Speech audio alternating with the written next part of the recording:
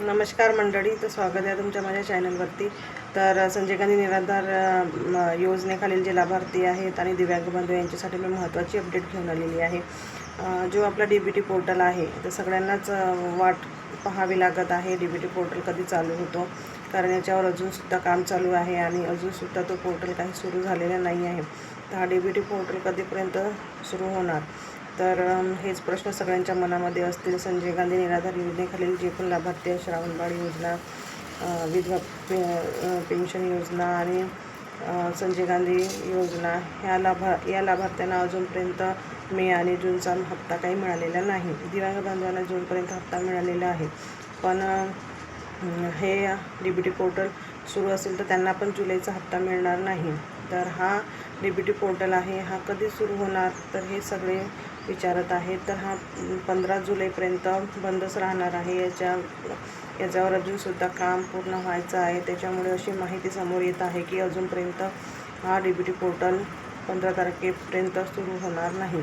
आणि 15 तारखेला म्हटलं आहे, आता तारीखवर तारीख तुम्ही पण पाहतच आहात की तारीखवर तारीख वाढतच आहे। आता 15 तारीख म्हटलं आहे, तर बघूया काय होते। तर पण बाकीच्या DBT पोर्टल ही आहे 2.0, पण बाकीचे जे पोर्टल आहेत त्याच्यामार्फत पण निधी वितरित करून देऊ शकते गव्हर्मेंट, कारण अशा पुष्कळसे ॲप आहेत, असे पुष्कळसे पोर्टल आहेत की ज्याद्वारे बँकेतून हा निधी लाभार्थ्यांच्या खात्यामध्ये येऊ शकतो। कारण याच्या आधी DBT पोर्टल नव्हती, पण लाभार्थ्यांच्या खात्यामध्ये पैसे जातच होते।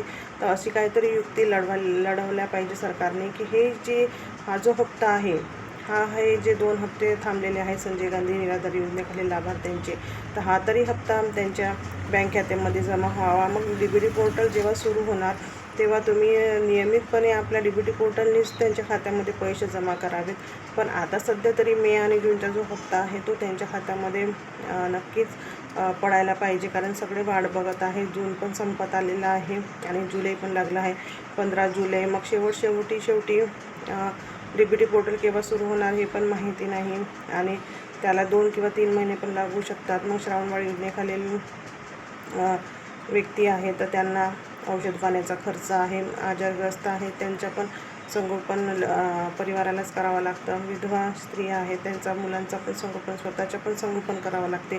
तर त्यांनी काय करावं, तर आधी पैसे जमा होतच होते खात्यामध्ये। मग हा पोर्टल बंद असल्यामुळे बाकीच्या पोर्टलशी तुम्ही संपर्क करून, ॲप आहेत, बाकीचे पोर्टल आहेत, तर या बाकीच्या पोर्टलद्वारे पण तुम्ही लाभार्थ्यांच्या खात्यामध्ये पैसे जमा करू शकता। तर असंच आहे, कारण DBT पोर्टल जेव्हापर्यंत सुरू होणार नाही तेव्हापर्यंत लाभार्थ्यांच्या खात्यामध्ये पैसे जमा नाही होणार। आणि ह्या सगळ्या गोष्टींमुळे कुठं ना कुठं मनामध्ये एक हेच राहील की वाट बघावी लागेल की केव्हा होतात। तर ह्या सगळ्या गोष्टी आहेत। तर व्हिडिओ आवडल्यास नक्की सबस्क्राईब करा आणि चॅनलला सबस्क्राईबसुद्धा करा, कमेंटसुद्धा करा आणि